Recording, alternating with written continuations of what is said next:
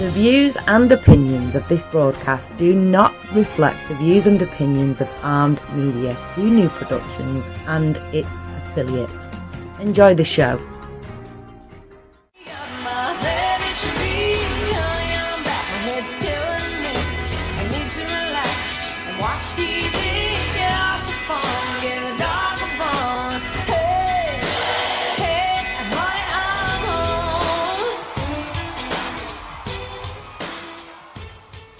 Good evening and welcome to Honey, I'm Home with Shea and Irina. We are happy to greet you as we do every Monday at 9 p.m. Eastern Time. So thank you for joining us and let's have a lovely hour. I know it was a difficult day for most of us. It's Monday. It's a good enough reason for it to be difficult, and we had some other events going on today, so we'll try to lighten it up for you today and talk about something brighter and better. So how was your week, Shay? You didn't say hi to anybody. It's just good. It's pretty good. It's pretty good. Yeah, I worked today. Okay, you've been working a lot lately. Yeah. So yeah. We are also joining a Facebook Live very shortly. You can find the link on my page. It's Irina Van Wells. It's spelled I-R-I-N-A. Van Wells is V-A-N-W-E-L-L-S. So join us live. And you can also go to our page, Honey, I'm Home on Facebook, and see everything we are about to discuss today and some fun stuff we posted for you through the week. So join us live and visit our page and tell us what you think about some of the topics we will be discussing today.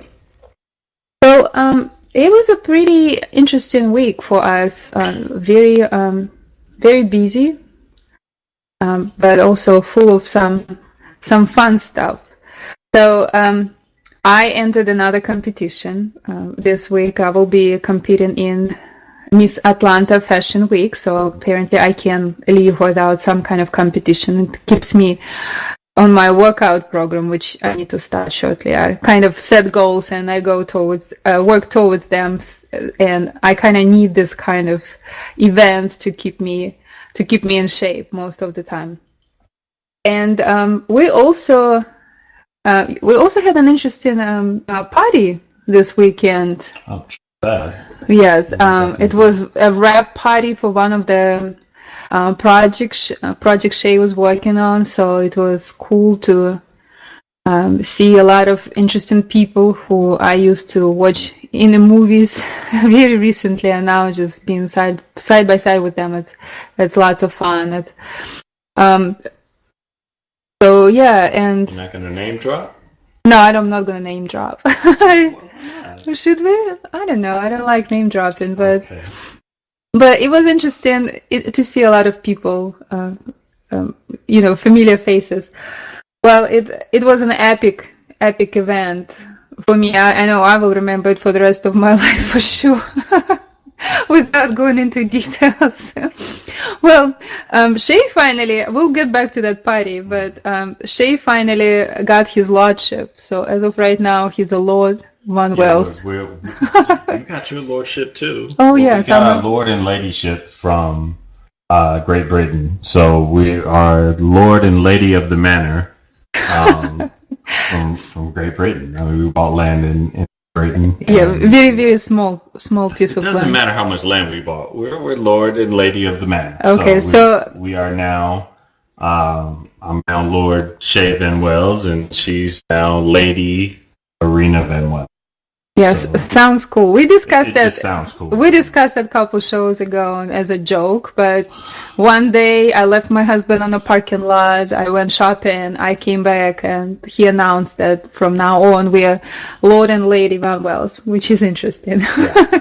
I don't know how it's going to affect our lives, but he thinks it's a cool idea. So, yeah, of course I started that by behaving absolutely not ladylike. Oh, wow. At the party. You gotta release that information? Well, I'll try not to go into too many disgusting details, but well, so, and that kind of brought us to the topic of a discussion. So, yes, I started my ladyship in a very ungraceful manner. It happened to be that I went through my raging 20s, partying 6 days a week, going to the clubs because I love dancing, and partying really hard here in Atlanta scene. And nothing embarrassing ever happened to me. I actually have to wait till my 30s to get myself into something embarrassing. So that was interesting.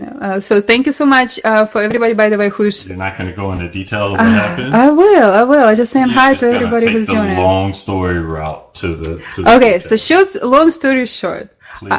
I haven't drank anything this whole year. And I don't know why I decided to alcohol-wise, yes. It just happened to be that I usually don't drink at work, and my best friend is pregnant, and it's just I never drank this year yet. It's never going to be long story short.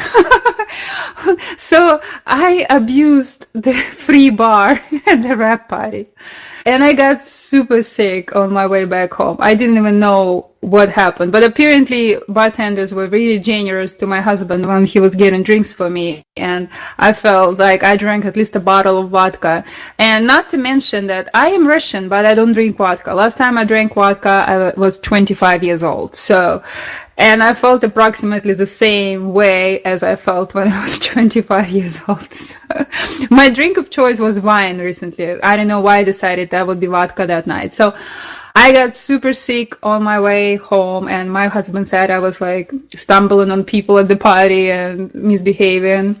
I don't remember it being that bad. I just think I was walking pretty straight, but maybe a little bit unstable. Every black woman at the party wanted to fight her because she was tripping over their shoes, basically. Well, it just was a crowded party. I mean, it would be nice if you weren't too drunk to walk straight. Well, I was trying to excuse myself as much as possible, but my husband was dragging me home. So you actually were dragging me. I was dragging you. Okay, you were in front. That's a problem. Well, so yes, on my way I don't know why I decided that the way to cope with sudden drunkenness was to eat some food. Well, macaroni and cheese will not be a choice for me for the rest of my life, probably, because vodka does not agree. Vodka does not agree with macaroni and cheese. I'm gonna skip. No. Okay.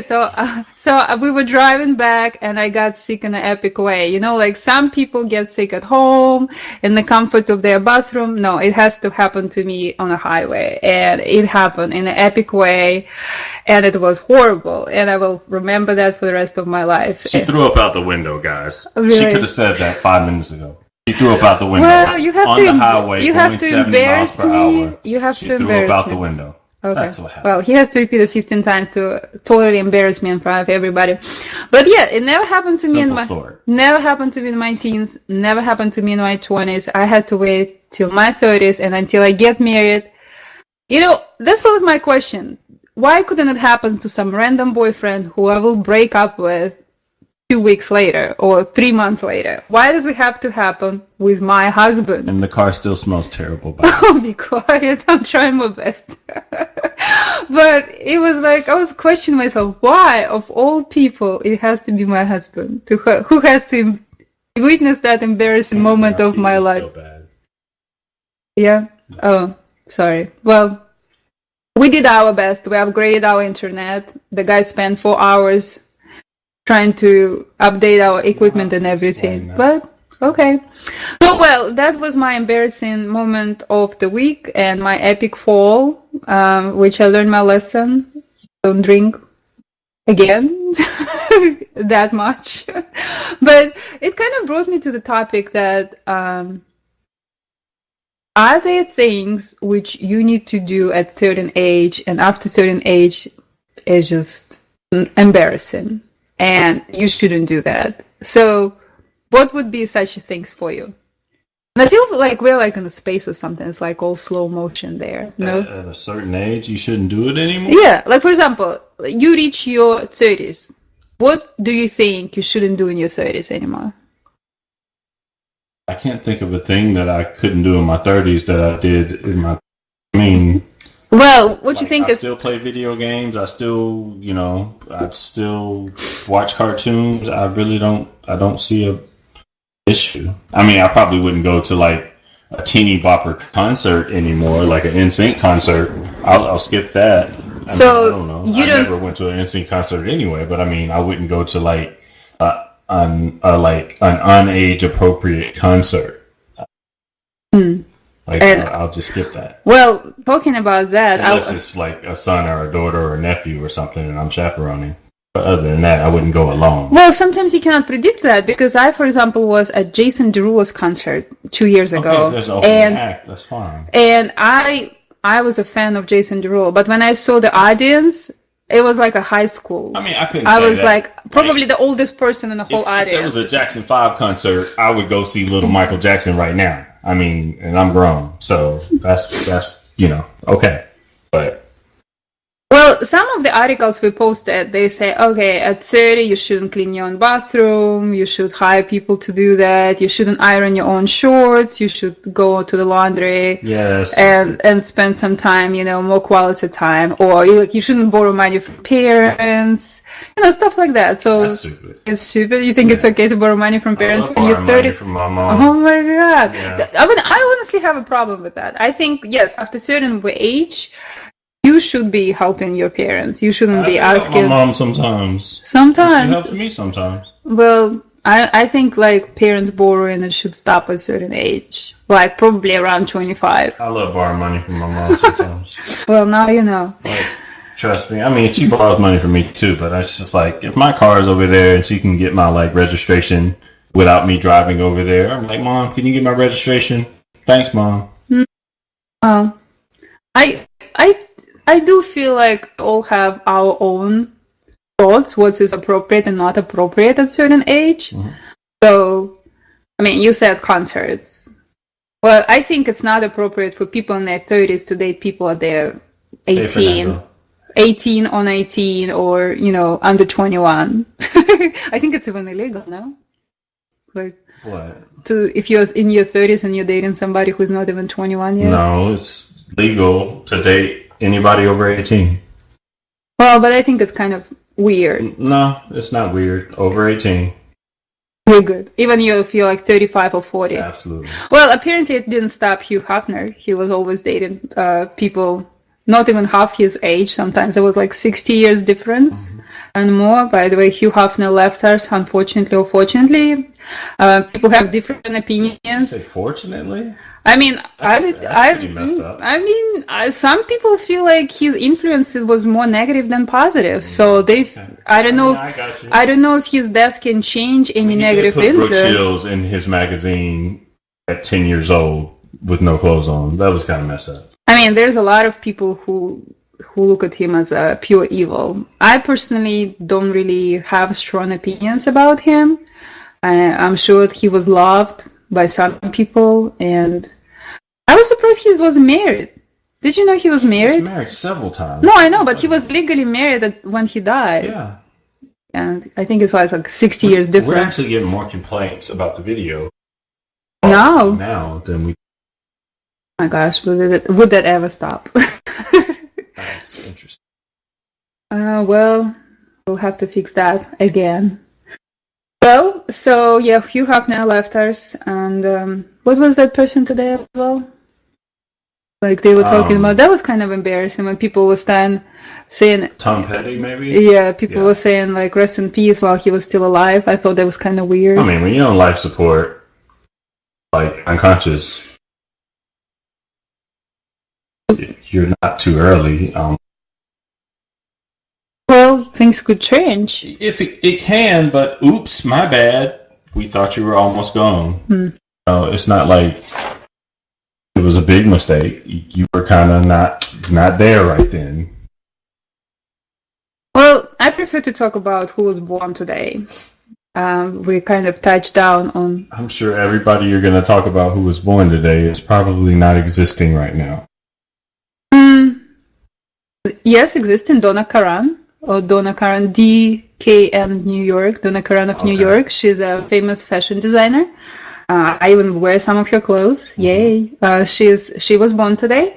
But more important person in my mind is Mahatma Gandhi. Okay, he's dead. He's dead, but he's still alive through his word and through his deeds. And I think what he did is very, very actually valid today, especially. Would you believe it? But today is Non-Violence Day, and International Non-Violence Day, October 2nd. As you probably know, he did a lot of things without guns, and unfortunately what happened in Las Vegas shows what guns can do. So we send our thoughts and prayers to people in Las Vegas, and we very sorry about the lost lives. Hopefully something can change about it. So yeah, but do you believe that things can be changed in a non-violent way?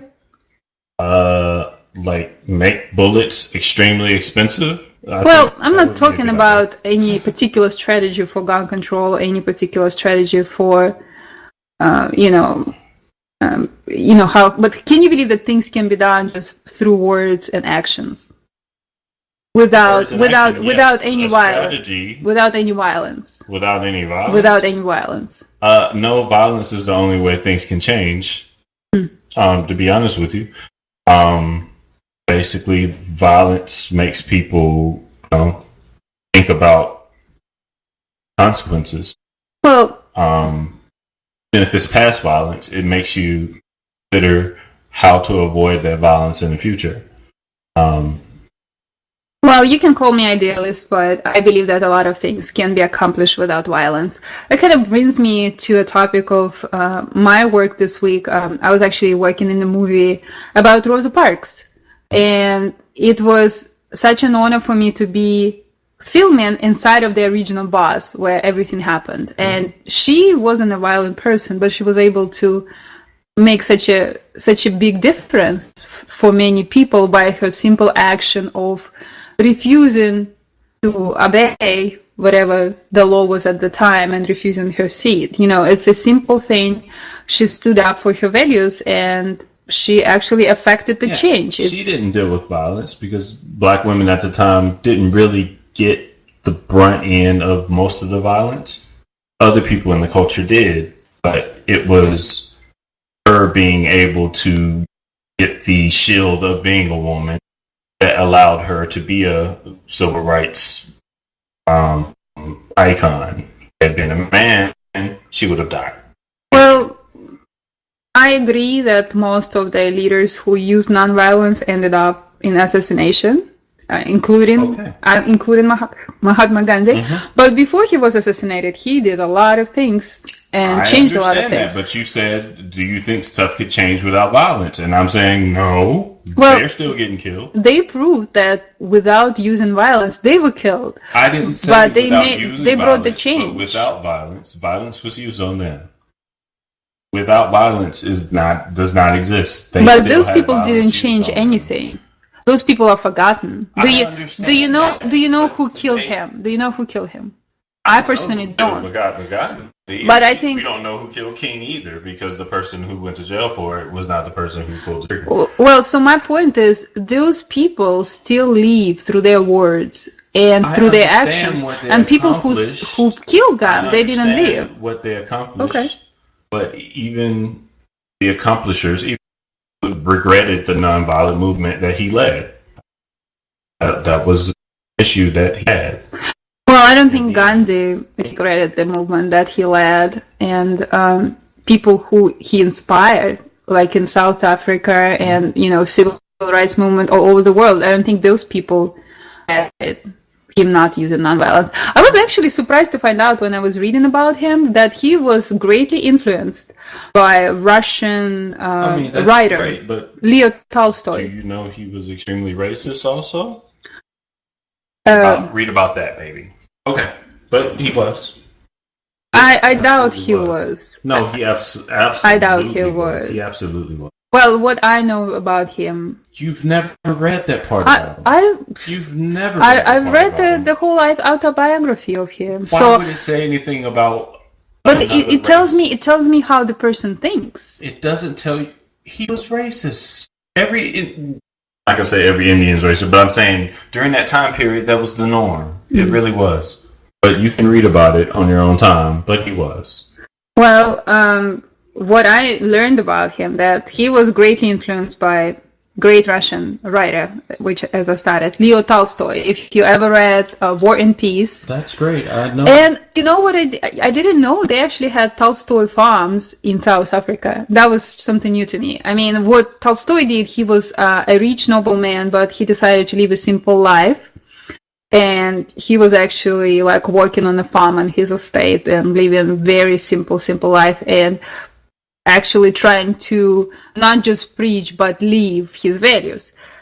And I found out they had those in South Africa. That was a surprise to me. Well, it is. That was, Okay, so, but, you know, Nelson Mandela used exactly the same techniques that Mahatma Gandhi was using. Nelson Mandela was a terrorist. What are you talking about? Until he got out of jail in the 90s. He was using violence at first, but then he was decided that it's not the way, that he doesn't bring any effect that he's looking for. 60 or 70 years of his life, he was a terrorist. So let's just remember that part. Well, you know, I still feel that Mahatma Gandhi did a lot, and especially for women's rights in India. You know, he was against a lot of customs at the time, and he was actually encouraging women to fight for their rights. And it's interesting to me that I just read, and so I actually posted a video on our page, very interesting, that there's a new organization was created where they encourage women who were former victims of child prostitution and sex trafficking to become lawyers, because apparently there's over 1 million cases of sex trafficking in India, but only 50 cases of 50 people a year get convicted. And there's a need for lawyers who understand what those people went through and being able to represent them in court. So, oh, that's interesting. They cannot see us. That's been the whole web. What are you talking about? Okay, they can see us. Okay, we'll try that. So I think that's interesting when you actually educate victims and you teach them to get over that victim mentality and actually, you know, do something about it, change something, and bring the change to the lives of other people and people around them. And on that note, have you ever heard about slut work? What did you know about that? It's crap. What is it? It's crap. that's a very... It's Amber Rose, like, you know, the walk that she did about not being slut-shamed. Crap. Well, it's actually not exactly that, and I'm sure some people think the same thing that you think. That's what it made. Oh, she was a stripper, and she shouldn't be shamed. And that's why she made the walk. Well, what I found out about that, which actually took place on October 1st in California, it's her 3rd annual slut work. And what this about is actually what she calls a rape culture, where women wearing certain things are blamed to provoke a rape. For example, if I'm wearing a revealing clothes, I automatically ask for sexual assault. So, what's your opinion about it? Do you feel like women wearing the tight clothes or revealing clothes asking for a sexual violence committed against them? In certain communities, yes. And do you think it's okay that people look at that way? If you're wearing, in certain communities, if you wear a cop uniform, I'm going to assume you're a cop. And if I have a issue, I will run up to you and say, "Officer, I was robbed. Can you help me?" Okay. In certain communities, if you have a whore's uniform on, I'm going to run up to you and say, "Mrs. Whore, how much do you charge?" Okay. And that's the situation. You can ask how much do you charge, even though prostitution is illegal in the United States, but it's not an excuse to rape or assault somebody sexually. No, I'm saying if you're wearing a whore's uniform, you're going to be treated as a whore. Just like if you're wearing a cop's uniform, you're going to be treated as a cop. Okay. You don't rape a prostitute, you pay them. and then you have sex with them. Well, I think it's very, a little bit of, not very, I guess it's insensitive of you to say that, because insensitive. I don't look at the guy. Really? It's insensitive to go up to a cop in uniform and treat him like a cop? No, I'm saying that it's insensitive to go up to a prostitute in a prostitute's uniform and treat her like a prostitute? No, what I'm looking at, for example, if we're at the park, right, and the guy runs in, let's say, shorts, nobody look at him as, nobody looks at him and says, oh, he's running without the short. Maybe I should approach him and ask him if he's a stripper. So why do you feel like shorts isn't a jogger's uniform? Like, well, why would you treat him like a stripper? Okay, some guys are wearing those like very tight leotards or something. I've never seen a stripper with shorts on. I just don't understand why you feel like if man wears a certain clothes, it's not an invitation. But if the woman does, if a guy wore a cop uniform, I would treat him as a cop. So what do you think a guy has to wear to project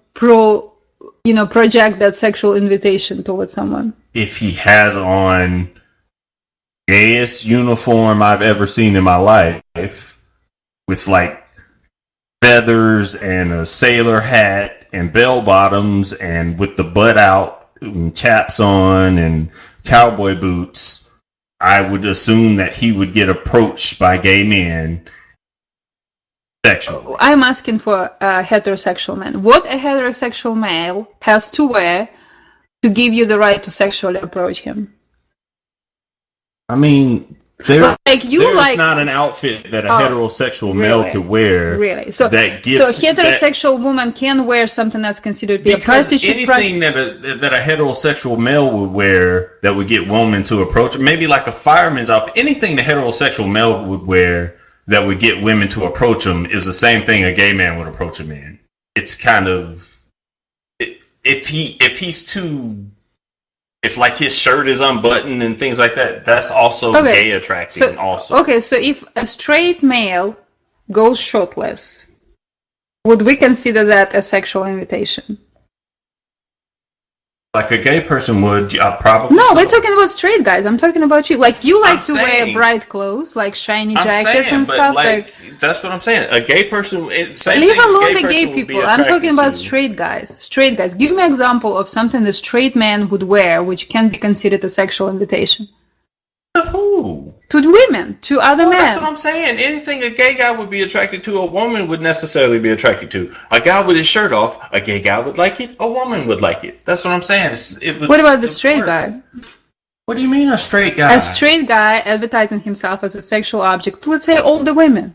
Let's say you're a gigolo guy who says, okay, I want to attract If a gay guy would like it, a straight woman would like it. Okay. That's what I'm trying to say. Well, so according to you, there is a clothes which male can wear, which will have the same reaction. Gay guy would like it. Gay guys dress males for women. That's the whole point. If they like it, then women. Well, I just don't know why can't you wrap your mind around that a straight guy can be in the same position.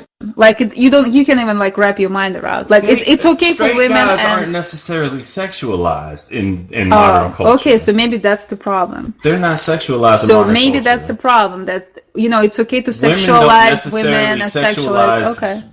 Normal heterosexual men. They don't necessarily do it. They can. They just don't necessarily. So maybe it's not women. It's the media who doesn't do that. I mean, I don't know how many women would hire male prostitutes if prostitution was legal. That's all I'm trying to say. I would say quite a few. I don't know many that would. Well, so as we've all experienced, for example, we like to have opinions about things we're not very familiar with. Like Shea had a certain opinion about slut work even before he knew what it's really about. And, I think a lot of people have that perception. Oh, what? About slut work by Amber Rose, which is slut work. The slut walk is that's what she calls it, but she's trans. She's a stripper, and she was made a walk about I'm a stripper and I shouldn't be ashamed. She made a walk about women being same difference, being blamed for actually attracting rape. Okay, and as a stripper, that's the same thing. No, it's not the same thing. Okay. Well, I just think that doesn't matter what the woman wears, it's not an invitation for a sexual assault or rape. That's my personal opinion. Nobody said sexual assault or rape. Well, that's what she's talking about, because so many men have you just said, if you wear certain things, men looking at you like a whore. And they feel they can treat you like a whore. If you are a stripper who does extra in the VIP room, you are in fact a whore. Well, that's the definition. Well, I'm sorry. So we think that women have to be restricted in what they wear and when they wear what and where, but men are not. I'm just saying, if you're wearing a whore's uniform, you might be a whore. So you kind of have a double standards, because we were discussing the uniform of high schoolers who are basically wearing lingerie. And that was another thing. And you saying that this is not a whole outfit. But according to what you just said, all those girls are asking to be raped. Nobody said anything about anybody being raped. A color guard's uniform for a football, for like the band and the color guard, it's always basically a one-piece bathing suit. The fact that they had on stockings was the only thing different about that outfit. Usually they don't have on any stockings. And apparently the outfit was more risque because they had on stockings instead of having naked legs. And apparently everybody was up in arms because the outfit was more risque because they had stockings on. And I'm just like, their legs are covered with stockings. Why is that a big hoopla? So to you, the high school girl who you don't know what she is, like you don't know what she dressed for. She's just standing on a bus stop and she's dressed like that. What's your thoughts of her? It looks like a color guard outfit with stockings. If you didn't know that what it was, you would look at her as a whore. No, I would think she was in color guard because I have common sense and I've been at black schools with color guards in uniform. Okay. Well, I think a lot of people, if a girl of high school age is going to Was it a black school? It's a black school. Well, mind your business. Well, why do you think it's okay for black school, but it's maybe not okay for white school? Because it's not a white school. Can you see white girls wearing that and not getting criticized or being looked as inappropriate? White girls wouldn't wear that. Oh, so why is it okay for black women to wear that and be sexualized in that manner, and it's not okay for white women? It's not even a sexualization. It's just the way black women, it's the way black outfits are designed. So you just assume that the black girls are sexual objects and they're there to have sex in high school just the designing, being abused. It's the design of things at a black school. Well, I think it's a double standard. It's not a double standard. It's the design of things at a black school. That's what people want to wear at a black school. At a white school, people want to be cutesy and happy-go-lucky, Sun Valley High, Sweet Valley High, you know. They still want to be teenagers. Hey, Becky, they don't want to be playing with teddy bears. That's not in a black school. People want to be grown. It's a different scenario. Well, I just think that's what society wants to make out of those girls, and that's what this portrays. I think it's a very double standard. But on a lighter note, as you see, we have a very serious discussions in our family quite often, and we have very opposite opinions about things. On the light side, I just wanted to say thank you to all our neighbors who come up forward when we initiated a drive for Puerto Rico. I know it's been a hectic week, and we saw a lot of posts about people asking to help, and I'm so amazed with how many people actually answered to that call, And also, I think we'll be able to post a clear video after the finalization of this. Yeah, we recorded it, so guys, even if you don't see us live, we apologize about that. We're still trying to figure out what's going on, but we will be posting a live video for you with the replay. We'll be posting a clear video, so don't worry about it. So we are live on the radio, and we're live on Facebook, and the clear video will come right after.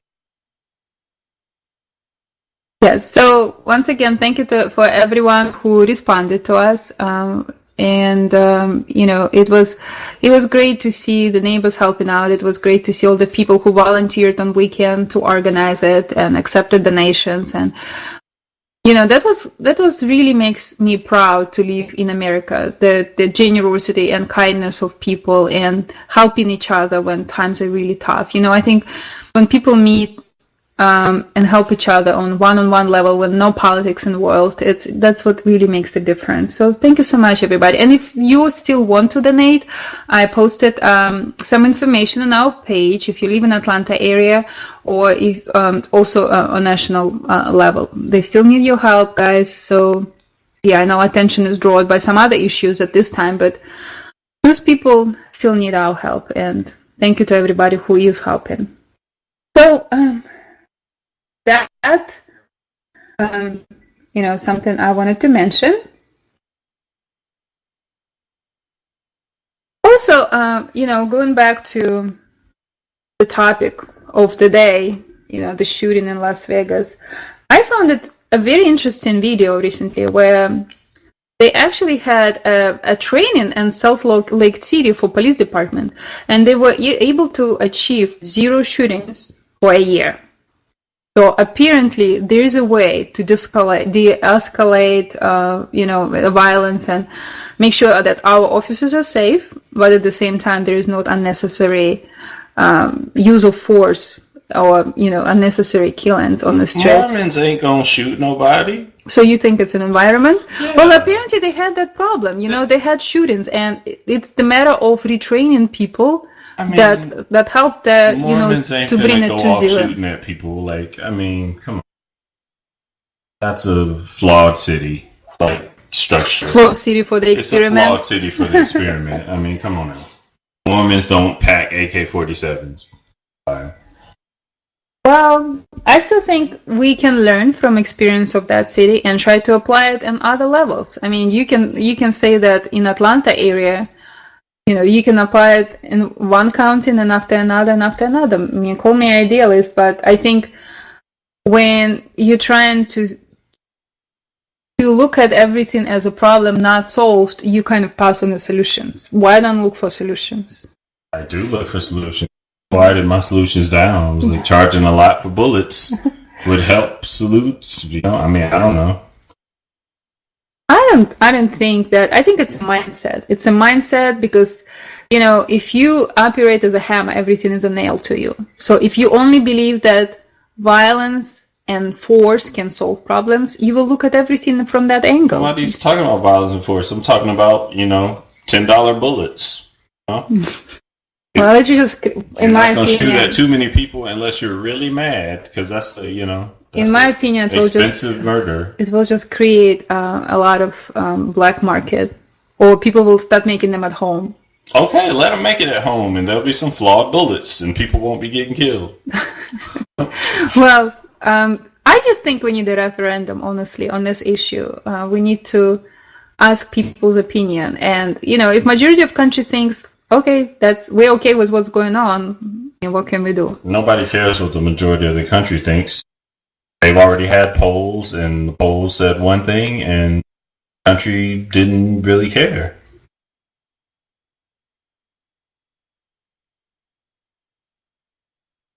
You don't know?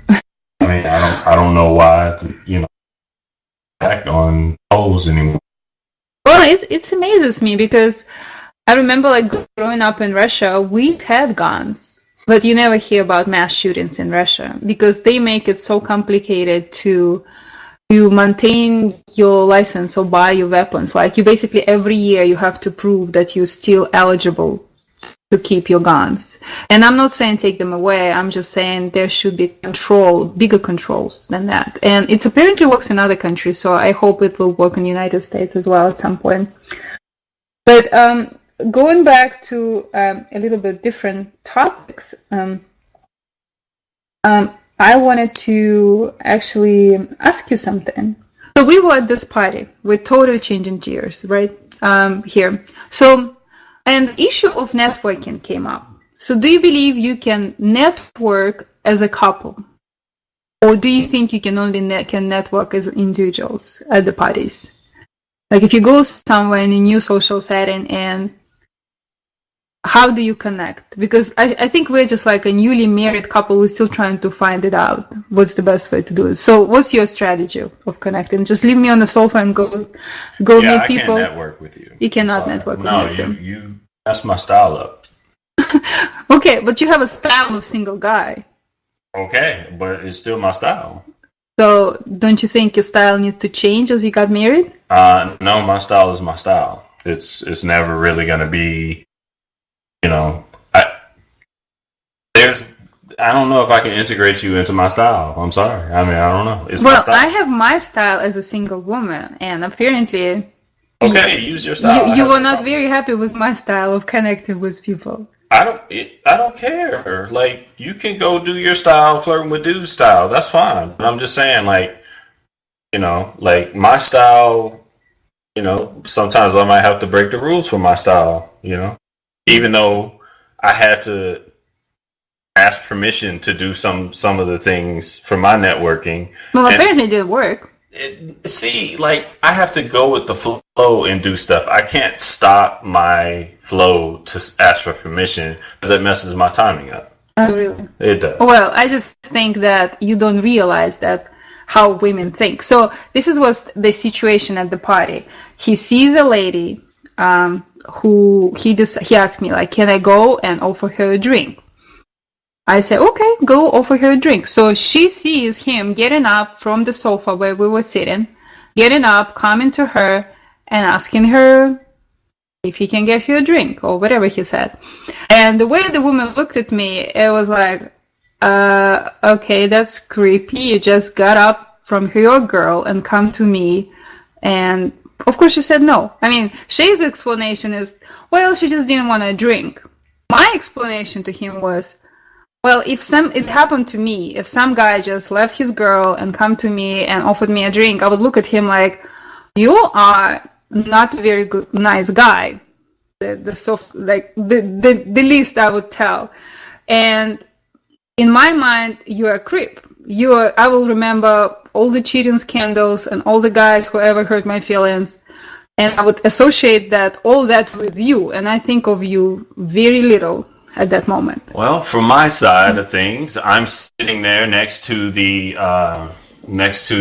food in the VIP section, and this famous actress is waiting there for a clean fork because all the forks and silverware were gone, and she was sitting there for like 5 minutes. I saw her drink through her entire drink, and she's still waiting.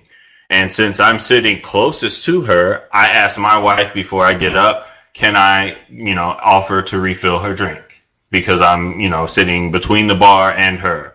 And her drink was empty. So I got up, and after my wife said, you're allowed to ask her if you can refill her drink or get her another drink, I went to her and I asked, would you like another drink while you wait? And she said, no, thank you. And I said, okay. Well, and I sat back down.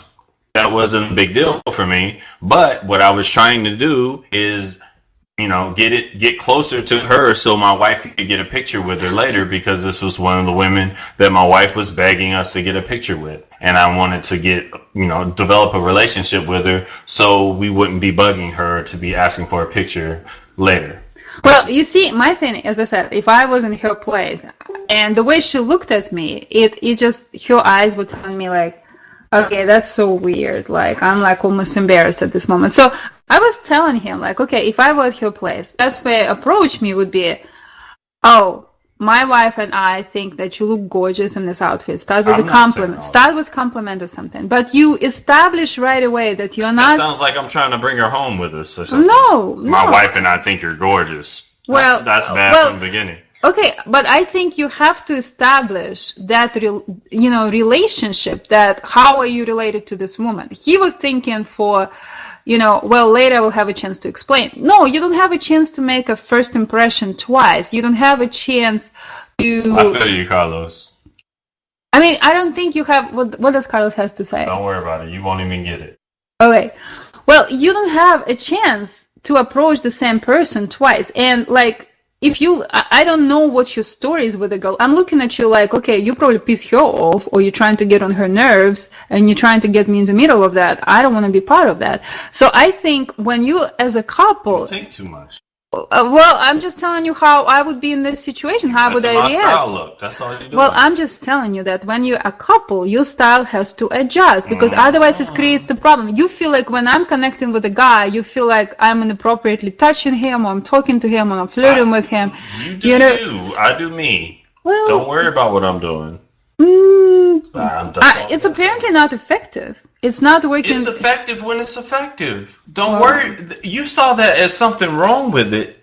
I initiated a conversation with her. Therefore, anytime in the future, don't I remember you from somewhere? Yeah, I offered you a drink at the rap party. Oh yeah, I remember you. That's all I was trying to do. Well, I just think there's a more effective way of doing it, and you just don't see it. Don't worry about what's effective. I got plenty of game. Don't worry about what's effective. Well, I know what's effective. That was plenty effective. She did not get a drink once she sat down. I did not see her get another cup for the rest of the night. She wasn't thirsty. Well, all I'm telling you that if we would go on this party and set the goal to meet people, I would meet way more people than you are. I'm not in there to try to meet people. Well, I mean, if that was a goal.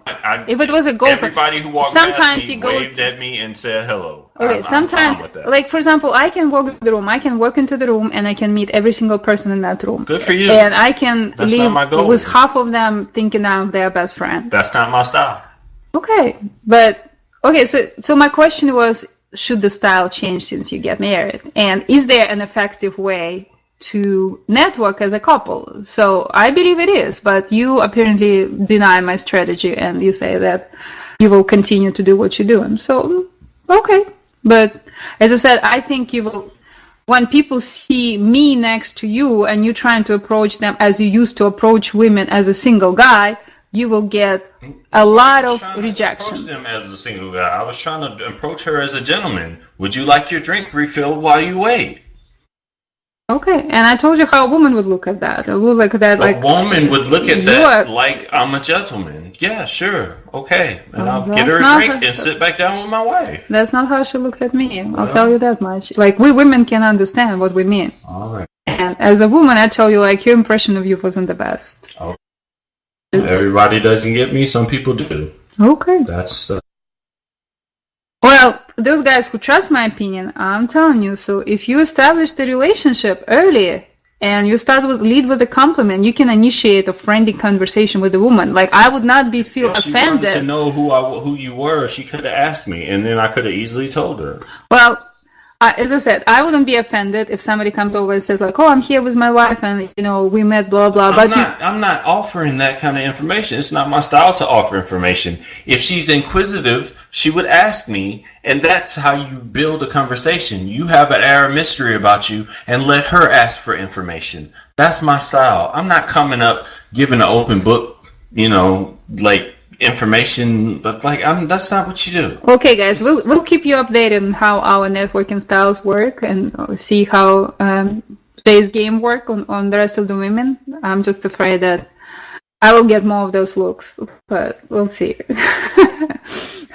But apparently, like, I am too friendly with guys too. That's the feedback I got.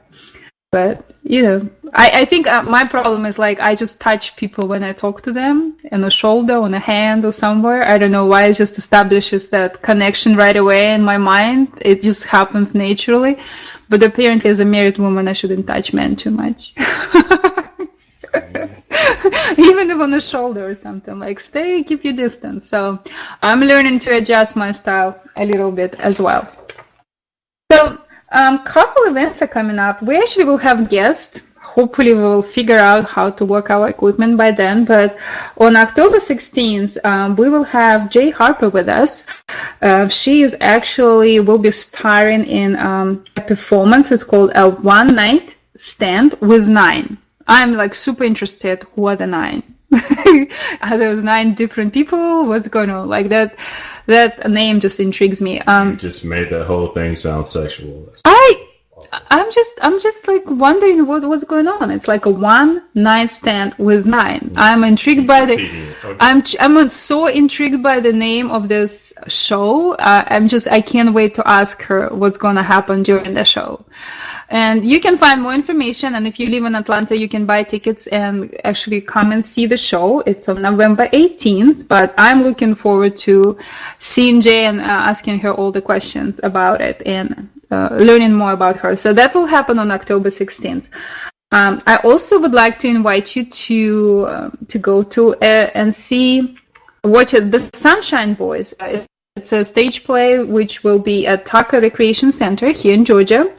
October 6th through October 15th, and it's actually starring one of my friends. It's her first stage play, so I'm looking forward to that performance. But I heard some great things about it, and hopefully we will be able to invite somebody from that production as well.